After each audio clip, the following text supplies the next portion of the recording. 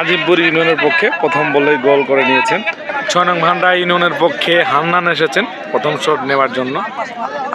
দেখা যাক কতটুকু সুবিধায় আদায় করতে পারে।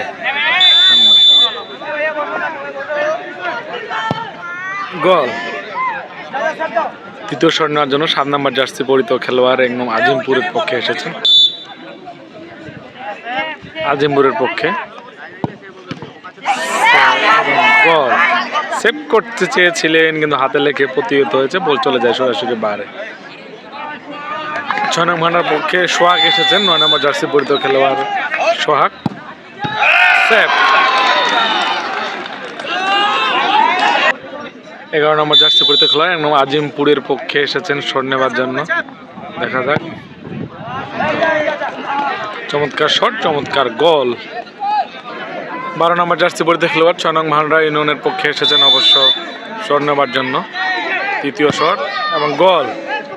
গোল আদায় করে নিয়েছেন অবশ্য। 9 নম্বর জার্সি পরিত খেলোয়াড় এসেছেন 6 নং ভান্ডারের পক্ষে। সেভ।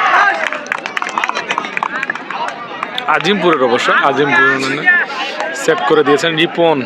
6 নং ভান্ডার পক্ষে রিপন এসেছেন অবশ্য চতুর্থ শট নেবার জন্য, দলকে এগিয়ে নেওয়ার জন্য এবং গোল। মাপা লেন্থের শট একবারে গোল লক্ষ্য চেয়ে চেয়ে দেখলেন।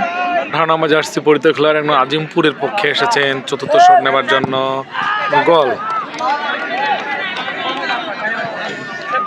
ভান্ডার পক্ষে 15 নম্বর জার্সি পরিত খেলোয়াড় সেভ করলে কিন্তু জয়লাভ করবে।